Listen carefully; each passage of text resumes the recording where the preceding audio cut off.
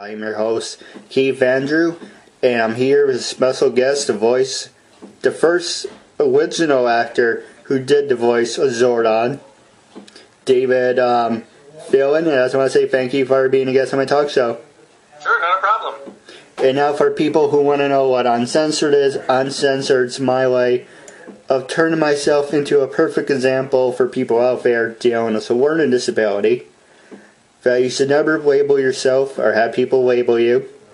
And you should prove to people you can still amount to something, and you should just prove to people, hey, I have a learning disability, but look at what I'm able to overcome. You know, with that being said, it's half hour, 45-minute conversation. You have as much time as you like. And starting off, what can you tell me about yourself? Well, I guess most people would recognize me as the face and voice of Zordon on the Mighty Morphin Power Rangers. I'm an actor. I have 2 degrees in acting, a BFA and an MFA. I'm also a writer. I have a number of short stories that have been published. And currently am on the convention circuit with a number of the other Power Rangers. So eager and happy to meet new fans and new friends. No, same here. I'm looking forward to building a friendship with you. Now, the first question I was going to ask you, before we get into the whole Power Ranger stuff, I want to get the chance to actually know you. Now, when you were first starting out, what motivated you to become an actor and a voiceover actor? Well, as a child, I always had a performance streak, so I was always either acting out my favorite comic books or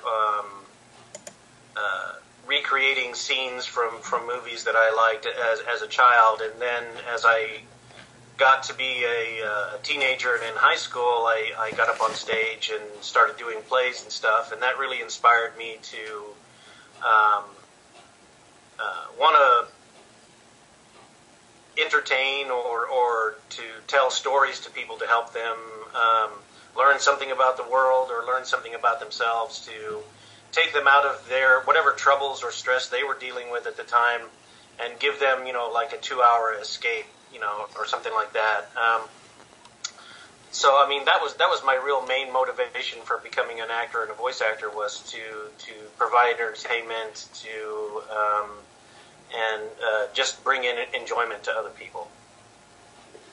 All right. Now, what motivated you to be a voice of Jordan? Let me rephrase that. What motivated you to become Zordon, and how did you get into the role? Was it passed on to you? Did you just saw it in a newspaper? How did that all come about?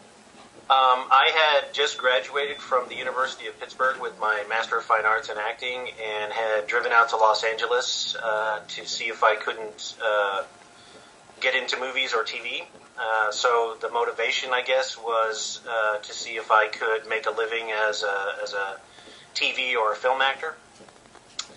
And at that time, this was the summer of 1992, and like many other people that had gone out before me and that have gone out after me, I mean, Los Angeles is the place for young people to go to as far as like trying to explore what it's like, to be a working television and film actor.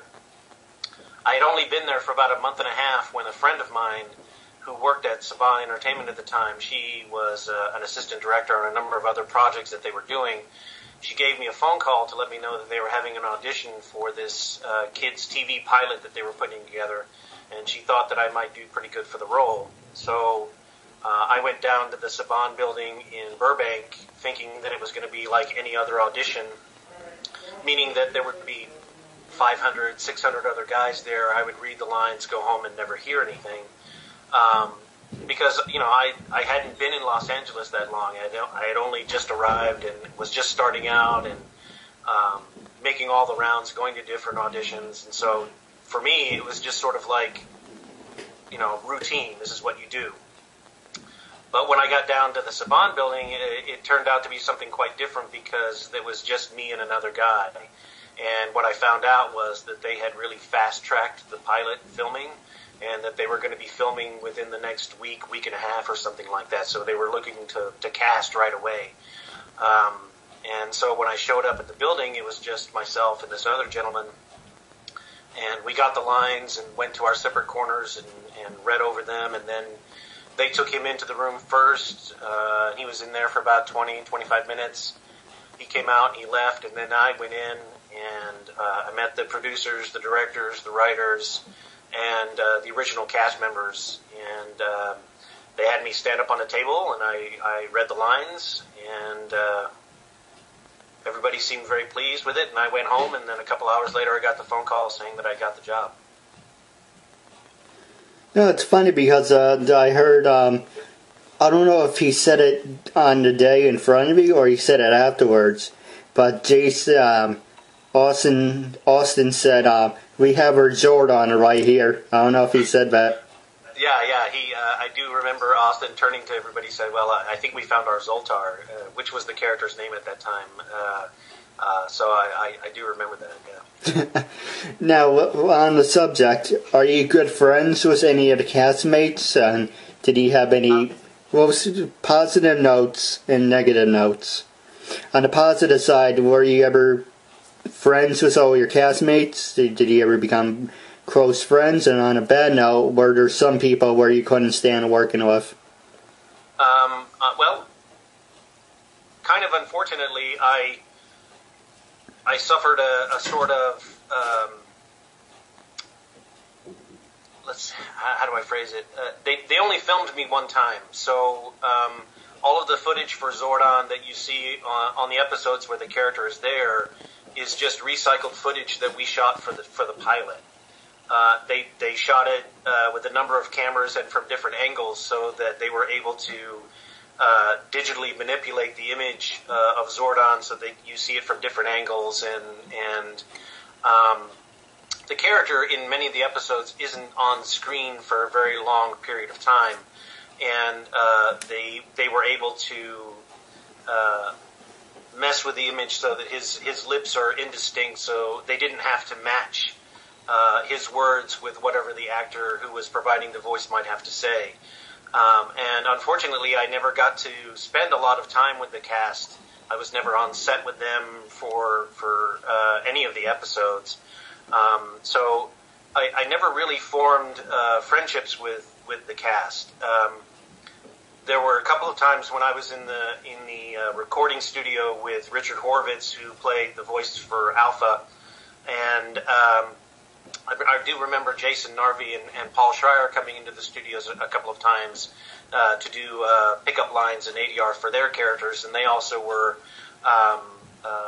versatile enough to add monster sounds and stuff like that to some of the episodes as well. So I did meet them a number of times, but as far as the original cast, Austin St. John, Walter Jones, David Yost, Amy Jo Johnson, and Thuy Trang, I never really spent any time around them, unfortunately.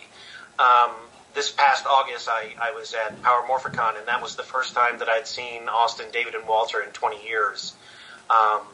And wasn't really sure if they would recognize me, but they did, which was very flattering to know that they remembered who I was, because we met all of 2 times at that time. I met them the day that I auditioned, and they were there the day that I filmed, so that they could feed lines to me for that first meeting between the Rangers and Zordon. And so it's unfortunate that I wasn't able to spend a lot of time around them, but that was more of a circumstance surrounding the production of the show, not in any sort of intentional way, not on either their part or my part. So to answer your question in the 2 parts, I enjoyed working with them for the brief time that I did, and I never really knew any of them well enough to have any sort of disagreement or trouble with any of them. So I really can't speak to that. Sorry. All right, well, on the subject, 2 things I want to point out. Out of all the Power Rangers, who was your favorite? Well, I was always a big fan of Billy, because I identified with the character. I was always sort of a techno person. I liked computers. I liked technology, and I was a big science fiction fan. I grew up watching all the kaiju shows, Godzilla, and you know some of the original Sentai stuff with Ultraman and all that kind of stuff. So I always kind of identified with Billy, who was sort of the not necessarily most coordinated. I had glasses growing up, so I mean that was really sort of the one Ranger that I identified with, and if I had to choose, that would be, you know, he would be my favorite. Oh, that's a good point. I guess all people's glasses, you know, me and you can relate to that character. But out of all of them, you know, I didn't think about it at the time, but I think about it now. The greatest Ranger of all time has to be Trini. Why do you say that? I don't know. First off, she has a kick-ass logo of the saber-tooth tiger, and I do use it out of respect for her, number one. Number two, she was a beautiful woman, and I wish I had the opportunity to meet her, or maybe on the other side I would get the chance to meet her. The third thing was, she opened the door for all Asian actors. Like, I know everyone say, oh, what about Lucy Liu, and what about the other Asian actors? No, but there was something about her that stood out, and it made like an impact. And I know it's hard to explain, but there was something about her I just really liked, and it didn't happen when I was 4. It happened a couple of years ago when I was, let's say I'm 27 now.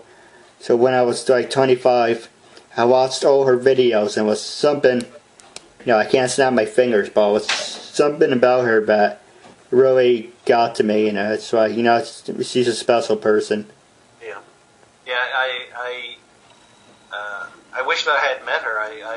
When I filmed the pilot, the part of Trini was actually played by Audrey Dubois, so I never actually got to meet Twee in person. So. Ladies and gentlemen, welcome back to Uncensored, episode 173. I'm here with the voices of Jordan, and I just want to say thank you for sticking with us. Sure, no problem.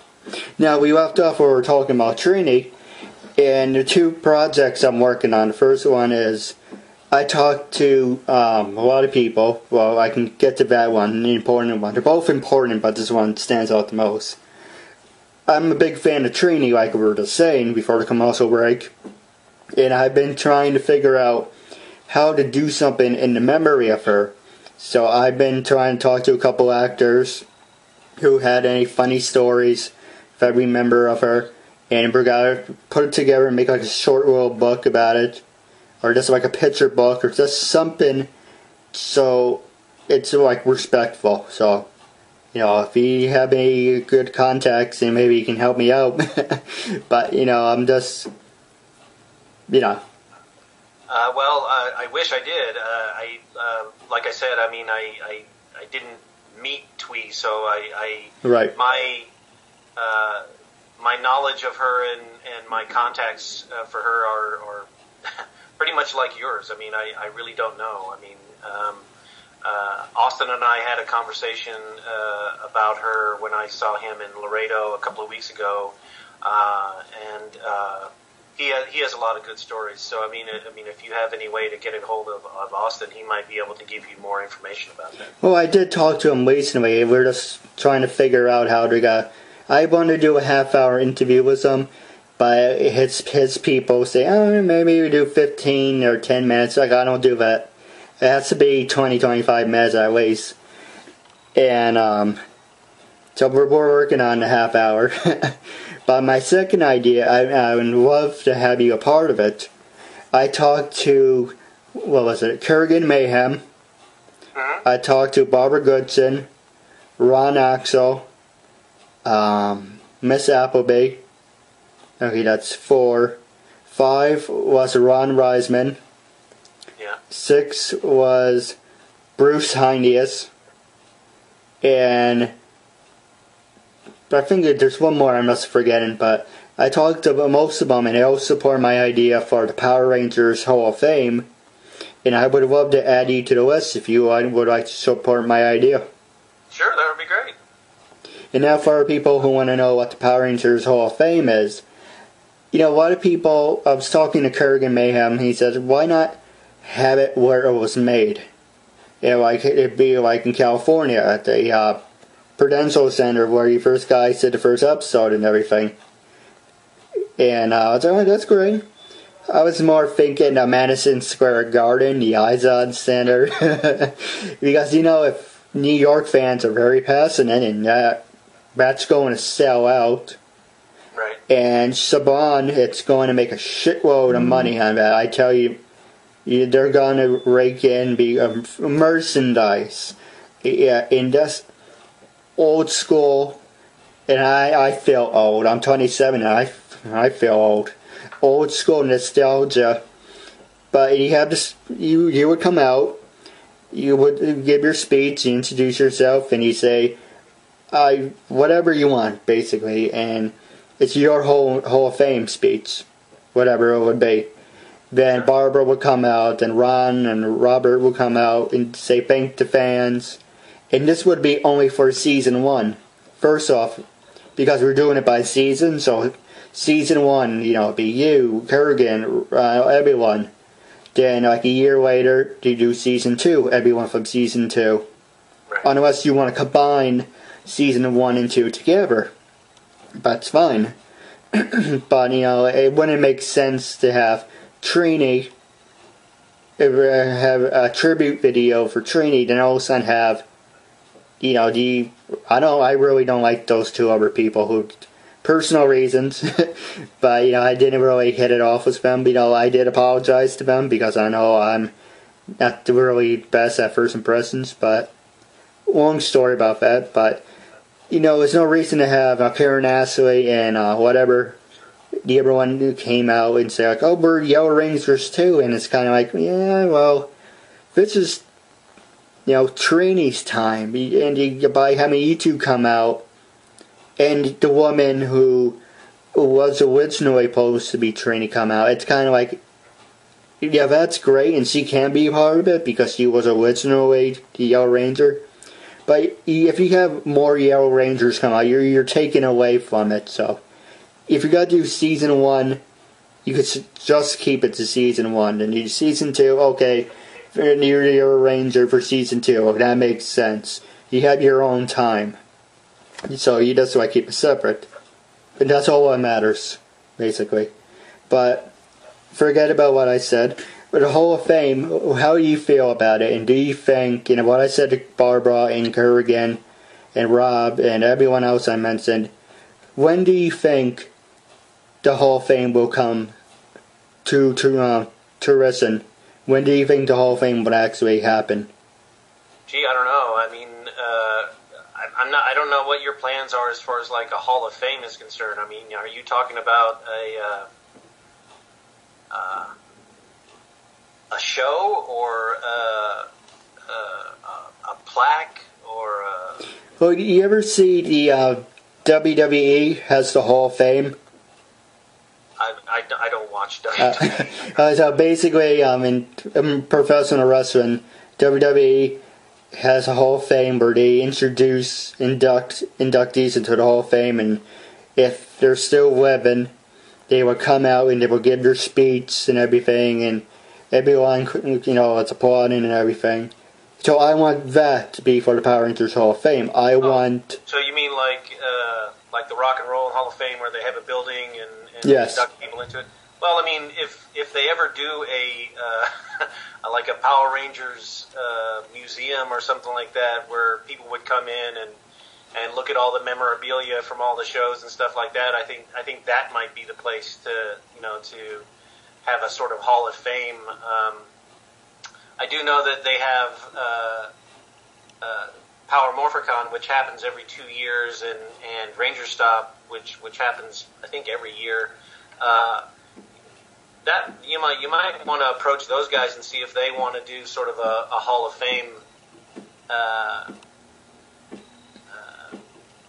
portion of the weekend or whatever, so that the Hall of Fame that you're talking about might be like a traveling exhibit. It would be a something that would go from city to city or whatever. I know that they do that with other Hall of Fame kind of things. So that's an idea you can run with, I guess. I don't know.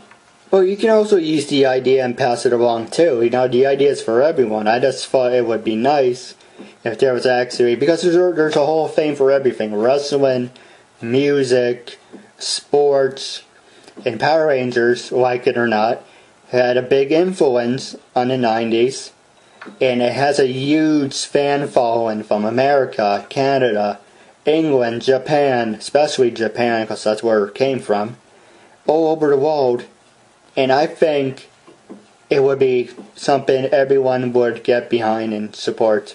Sure. I think it would be great. I mean, I don't know if you were, planned on doing like an Indiegogo or a Kickstarter or something like that to raise money for it, but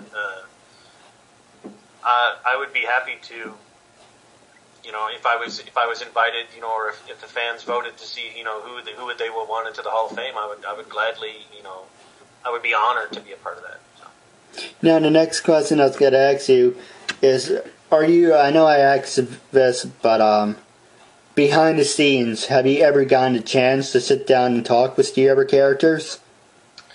I've had a number of conversations with, like I said, at Power Morphicon this past August, I got back in touch with a number of the voice actors, Kerrigan Mahan, Barbara Goodson, Richard Horvitz. Richard and I talked in Rhode Island when we were there in November.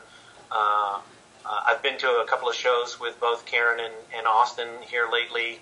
Next week I'll be in Florida with Walter Jones and David Yost and Karen. So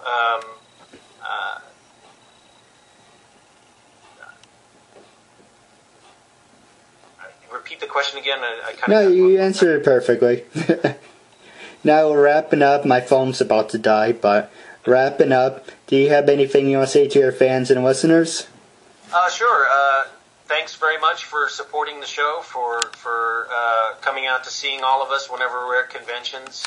It's always an honor and very heartwarming to meet every one of you, and I hope to meet as many of you as I can.